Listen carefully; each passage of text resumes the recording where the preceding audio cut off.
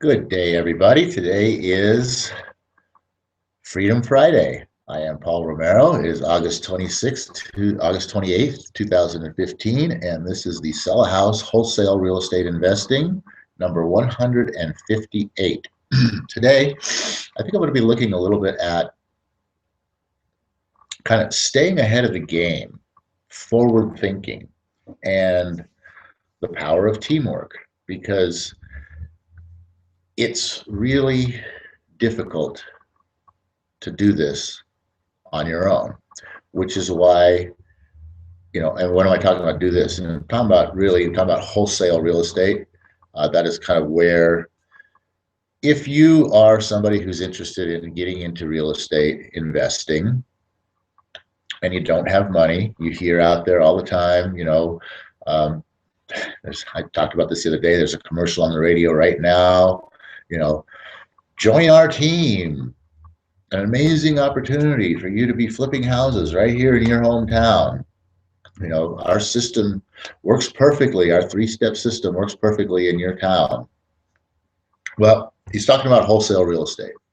And the great thing about wholesale real estate is that you can get started with literally little to no money. You might need $100. You might need more in some areas, because quite honestly, some people are so used to the traditional methods out there.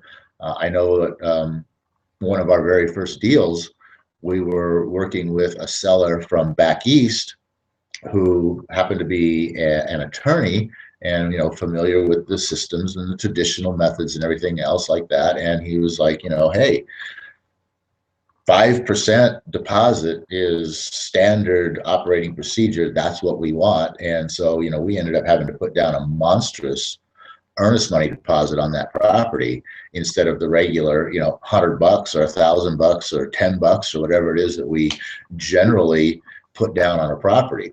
So dealing with different people in different parts of the country, you might have, more investment that you have to put into getting a deal flipped. But regardless of that, you can get started in wholesale real estate with virtually no money. And it is relatively simple. It is a three-step system. It's basically, find the deal, contract the deal, and sell the deal. I mean, that's the three steps right there. But there's a lot that goes into finding. There's a lot that goes into getting the contract, and there's a lot that goes into selling. So there's three simple steps, but they're very complicated, actually, simple steps. And where where most people never tell you about additional cost that you're going to run into is in the finding of the deal. Because in order to find deals, you're going to have to let it be known that you are somebody who can buy properties. Now, with our system, we don't really have a cost in finding deals. There's some expenses, but they're not that expensive.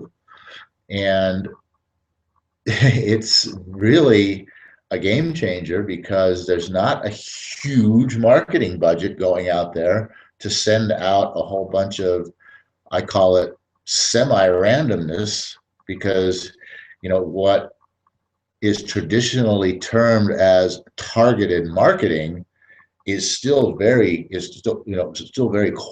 quite random. There's a lot of randomness that goes into targeted marketing. You can narrow down the vast field to an area this big, but really you're looking for this one, and this one out of this area. So the rest of that is all randomness. What we do is we take that and we narrow it right down to this one, and this one, and those are the only three we go after. So we eliminate the randomness out of our program. And that's kind of where, our forward thinking in staying ahead of the game has drawn us a huge advantage, because we're not just sitting there going out there with all this randomness and hoping something comes back to us. We're we're refining right down to, you know, the 3 targets out of 100, and then we're going directly after those in a manner that in a manner that doesn't have us waiting and hoping somebody, you know, gets a hold of us and says, I want to sell my house. So that's some forward thinking right there. Is, okay, how can I eliminate the randomness out of my marketing and trim my marketing budget? And we've done that. We've definitely done that. Some other forward thinking is in what we have done also is, what are all the things that, you know, most people are going after? So not only do you have randomness out there, but you've also got competition. And another big thing that you always want to try to be doing is getting ahead of and or eliminating your competition. So how do you do that? Well, generally the easiest way to eliminate competition is to, you know, go after something that your competition isn't. You know, move into an area where no one is currently operating.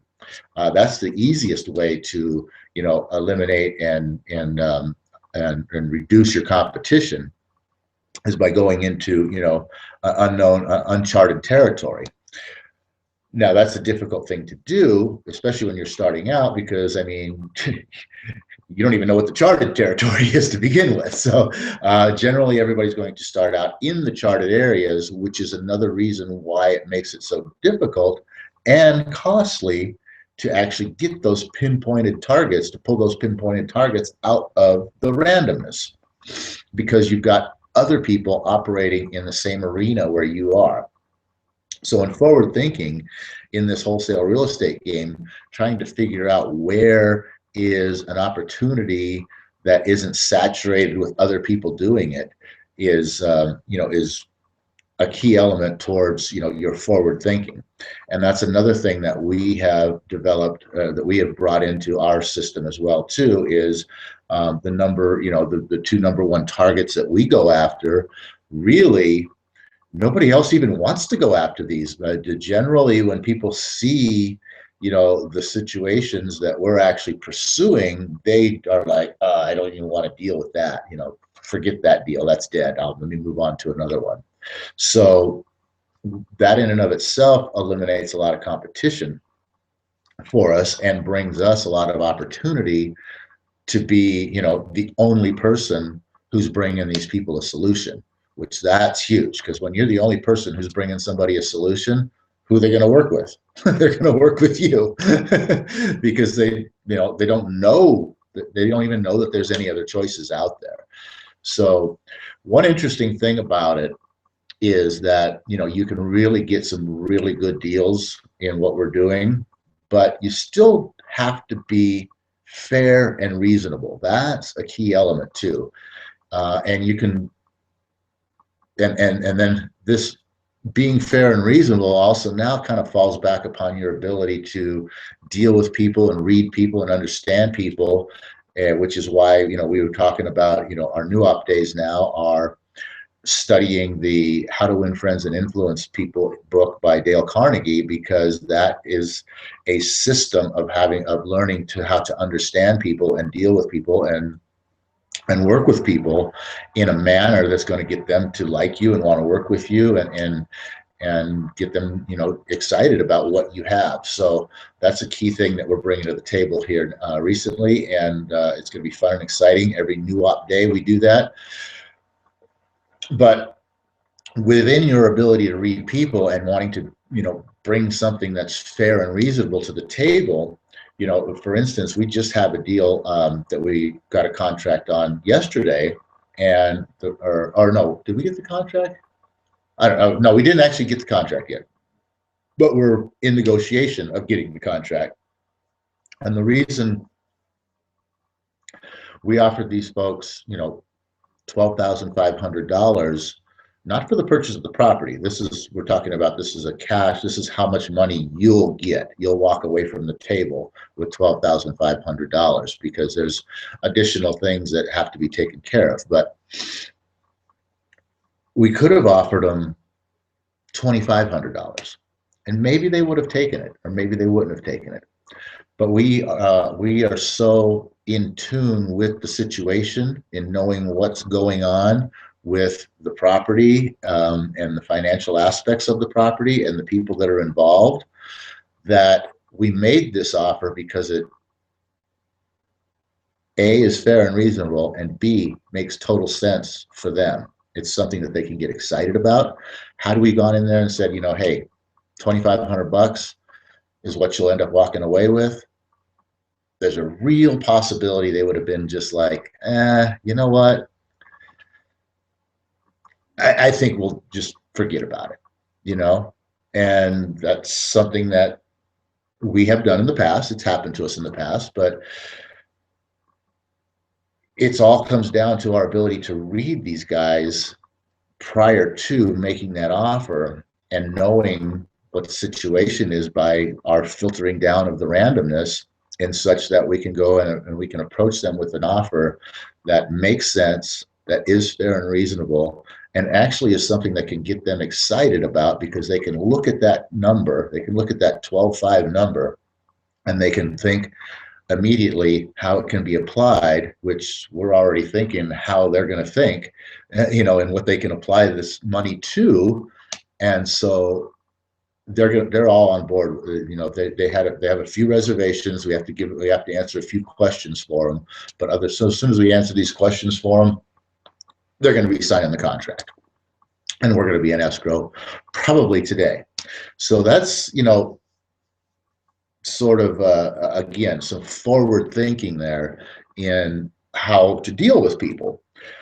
And then now the power of teamwork. This is what's really, really huge, is the power of teamwork in all, you know, real estate investing, wholesale investing, programs and teachings and all of that. Everybody talks about, you know, your quote power team. And they generally talk about your power team as, you know, your real estate agent, somebody's going to maybe help you sell properties, possibly even help you find deals. You know, your title company, who are you going to be working with, who's going to be closing the deals for you, an attorney, possibly, you know, accountants, whatever. Contractors, maybe if you're looking at getting into flipping properties, or you need somebody to help you evaluate, you know, repairs at the beginning. You know, you need a contractor maybe to help you come up with values for repair. You know, so all these pieces of the puzzle for your quote power team. Well, it goes even farther than that. Our power team is made up of several different aspects of the wholesaling process. We have a player who helps us find the deals and does the filtering down. Okay, we have a player who is sort of in charge of working the deals and getting them and bringing them in and turning them into contracts. We have a player who is in charge of, you know, making phone calls. That's all this person does, is make phone calls on deals that, you know, we have. This is the only way we know to get a hold of people, or we're looking for somebody, something like that, and they're making those phone calls for us. We have a player who is in charge of, you know, creating the business and the systems that go with the whole program here, as far as making sure that everything is structurally in place so that all of these other things can happen. We have a player who is in place for selling the properties. So once we get something under contract, or we have another player who's in place for actually getting the contracts, negotiating the deals, and getting the closings. We have another player in place who is in charge of selling the properties, taking these deals and putting them, you know, putting the buyers on them. And then we have another player in place who is in charge of, you know, making sure that once we have a contract, that we actually can get to the closing table, in working with the title company and making sure that they have everything that they need, and getting them all the information and all of those sorts of things. So even just within the system itself of just doing a deal, we've broken down the system into, our power team, which is, sort of an internal power team of each element, each step of the wholesaling process. So now we have it where one person doesn't have to, do all the marketing, take all the phone calls, talk to the people, go see the house. Oh, we got another guy, another player too, who goes out to the houses once we have one under contract, to go out to the house and get our pictures and evaluate the repairs and do all that stuff for us. So, one person in and of themselves doesn't have to do that piece. One person doesn't then have to actually go and do the negotiations with the person to get the contract. Doesn't have to be the person who then, has to try to market the property for sale and find the buyer for it, and nor do they have to be the person who has to deal with title and all of the things, that all the loose ends that need to be tied up in order to make sure that the deal closes. We've broken it down into individual players within the game to take care of each one of those pieces. So when we talk about a power team, that's what we're talking about. As far as realtors go, we do have an agent that we market some properties to through the MLS. So that's kind of a power team player. Obviously, we've got other power team players as far as, attorneys and accountants and things like that are in the game as well too, as far as the standard power team goes. Excuse me. And but the whole process of doing a wholesale deal, our simple 3-step method, find them, contract them, and sell them, there's so much more involved with all that. Now, once you get started with wholesale real estate, the next step of progression is obviously going to want to be, maybe you want to be getting into doing some rehabs, because generally you can make more money by, rehabbing a property than you can by wholesaling a property. But then again, too, it kind of depends on who you're wholesaling to. There are basically 2 types of buyers out there. You have your fix and flip buyers, the people who want to purchase the property from you. They want to go in there, they want to do all the repairs to the property, bring it back to life, make it a new house again, list it with a real estate agent on the MLS so that they can sell to an end user retail buyer who's going to go out there and get a conventional or FHA loan or something like that and buy the house from them. Then you also have buy and hold investors, people who are looking to acquire rental properties. Now, these people will generally pay quite a bit more than a fix and flip will, because they don't have to have a profit spread at the end after all the expenses of doing repairs and including the selling costs. When you got to pay real estate agents, they don't sell houses for free. So you have selling costs there, holding costs, as far as how long am I going to have this house that I have to recoup those monies, and then I got to make a profit and all these things. The buy and hold investor, now generally they're not going to want to buy, major fix and flips or major fix up properties. But you're going to run across properties that don't need major fix up.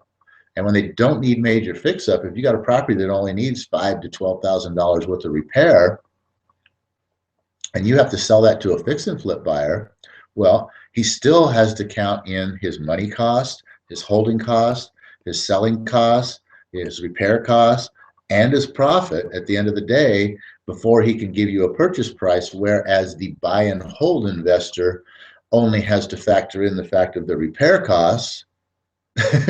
And generally they want to have some equity at the end of the day. So they're going to be willing to pay,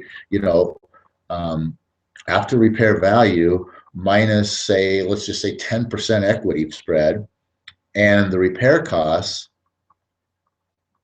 And there you go. That's a huge difference. So you can sell to buy and hold investors for a much higher spread for yourself than you can selling to the traditional fix and flippers, which is what, generally wholesaling, professes, is to sell to fix and flip buyers. And, you make a small spread and you move on. But when you're selling to buy and hold buyers, you can make a large spread and move on. So now, as far as your next progression goes, where are you going to be at? Do you want to do fix and flips, or do you want to do buy and hold? Because as a wholesale investor, you're getting great deals here. So you really have the opportunity to do both. You can take down one of your own deals and get, a hard money loan to do that with. You have some costs, just like anybody else. You will need some of your own cash, because generally for a hard money loan or anything like that, you're going to have to, put up a percentage of whatever it is that they're going to loan to you, which generally might be about 20 to 30%. So let's just say if you're borrowing $100,000, you're going to need to come in with somewhere between $20,000 and $30,000 just to get the loan to buy the house. Then you're also going to need the money to do the repair work. So now you need another $20,000 to $30,000 to do the repair work. So you're going to need $40,000 to $60,000 to start doing a fix and flip. Some places, you might be able to find rehab loans as well too, where they'll loan you 20 or 70 to 80% of the rehab costs. Okay, so that'd be great. I got $20,000 in rehab costs that they're going to loan. I only need $5,000 of the rehab now. They'll loan me 15 for the rehab, and 80 for the property. I really only need 25K to do this deal. So, and then that's great. Okay, hey, I need $25,000. I can do this fix and flip. At the end of the day, I can sell the property for $140,000 after, or $150,000 after the selling costs come out, and I pay off the loan, and I pay off all the costs of the holding costs of the money, et cetera, and so on. I can make 20 grand out of the deal. Whereas, if I just flip it out to a wholesaler right now, maybe I make $7,000 or $8,000 off the deal. So that's one way that you can go once you get into the wholesaling game, is to turn towards doing some fix and flips of your own. The second thing that you can possibly do once you get into fix and flipping, or once you get into wholesale real estate, is you can look towards, acquiring your own buy and hold properties, your own rental properties. And this is a very good way to go. And even if you decide to go towards a fix and flip, you should still also be looking at the buy and hold, because what you really, really, really want to be doing along the way in life is acquiring assets that are going to create cash flow for you, income that comes in without you having to do anything.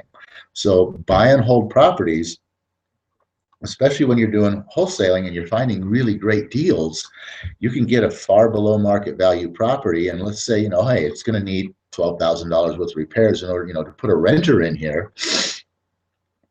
But you can get that loan with only, you only got to come up with $20,000. Let's say, again, let's say again, you need a $100,000 loan.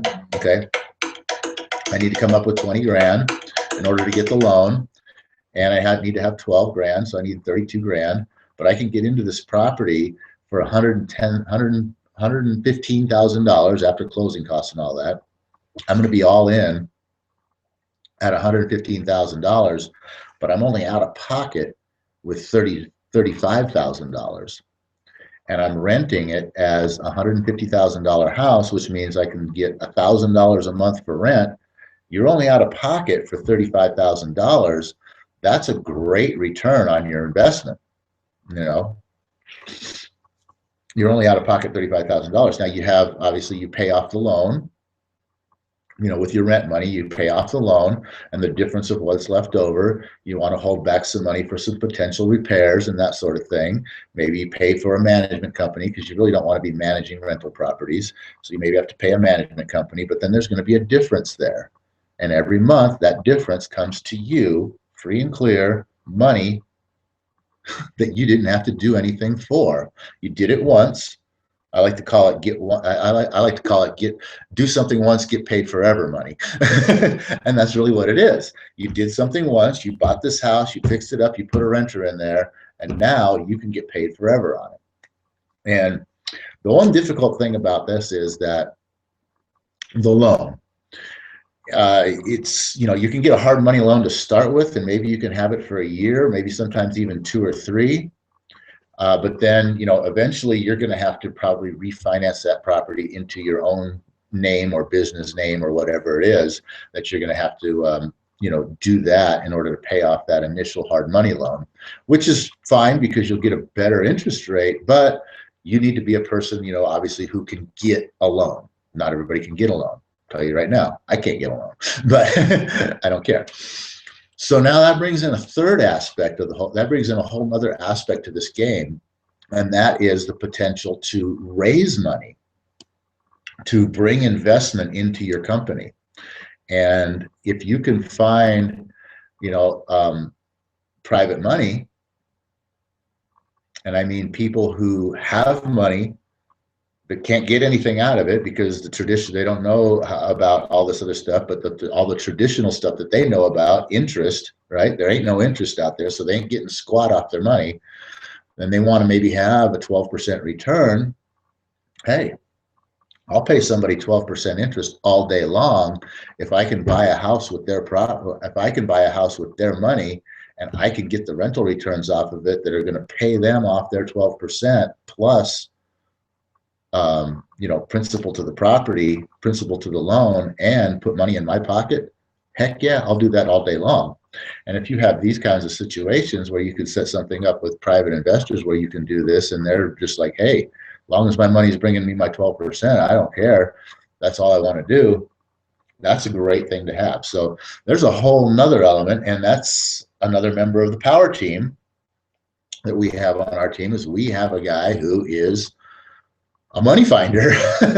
He's out there trying to raise money so that we can do more deals, we can buy more deals, we can acquire more deals, and do all of these things. So a lot of teamwork is involved with wholesale real estate if you want to really be successful at it. Getting started at it all by yourself is one thing. Just understand there's going to be more costs involved than what you are thinking. As far as, I can do this with little or no money. You're going to have to spend a lot of money to get a deal. I believe the current statistic in the Phoenix area runs at about $1,800 spent per acquisition. So there's another $2,000 you got to come up with in order to just get a deal before you can actually start making some money. And then, you got to figure, hey, if you're flipping it at a wholesale to a fix and flipper, and you're making maybe $5,000 or $7,000, you're really only making $3,000 or $5,000 because you just spent that. And now you've got to take another $2,000 out of that. So let's just say you flipped it for $5,000. All right. You got to take $2,000 out to pay back the $2,000 you just spent on marketing, pay that back to yourself. Now you got to if you're smart, you want to put aside another $2,000 so you can put that money towards getting your next deal. And there's only $1,000 left for you as a payday. Okay. Just something to think about that doesn't really get thrown out there that much. So now you've got $2,000, you've got yourself paid back from the beginning. You got $2,000 to market with, you made $1,000, you're out there, you can find another deal. Now on the next deal, okay, now you just take out of the $5,000, you just take the $2,000, put it back into the marketing budget, and hey, you got a $3,000 payday.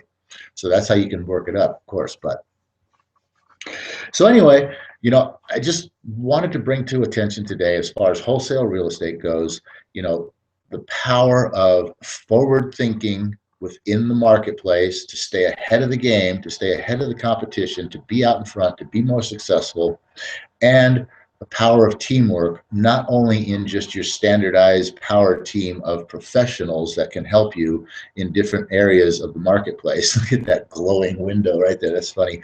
But also the power of building your own team within your own company of players who can actually help you do more deals by taking on pieces of the actual wholesaling process. Sure, you got to pay these people. They're going to be making money out of your deals, but in the long run, it's worth it, because you know what? For each person you bring on, that's just that many more deals you can bring in, And yeah, instead of out of the 3,000 now you're only getting 2,000 because 1,000's going to them. Let's say I'm just throwing numbers out there, but now you're only making $2,000 profit instead of $3,000 profit off a deal. But because you got this other person, now you can do twice as many deals. So in reality, instead of going from 3 to 2, you went from 3 to 4. Make sense? I guess it does. With that, everybody, our system, the Property Noodler system, once again, as I mentioned, targeted right down to eliminate all randomness, power teams like crazy in place that you can become a part of, absolutely no cost. All right. This is truly get started with little or no money. I'm not going to say no money. Get started with very little money because you will have a few minor expenses, but we're not talking even $500. All right. But in total, possibly, but not all at once, kind of a thing. Little bits at a time. But anyway, so it just Property Noodler system is a very unique system that's out there, and we are taking this live to the nation coming up in 2016, and you want to be part of it right now because obviously the beginning of anything big is the best place to be. With that, we're done here. Oh, universe, I ask not for more riches, but for more wisdom with which to make better use of the riches given to me at birth, consisting of the power to control and direct my own mind to whatever end I might desire. And if you desire wholesale real estate, you desire PropertyNoodlers@gmail.com. Everybody have a great weekend, Pinnacle, and we will see you back here on New Op Day.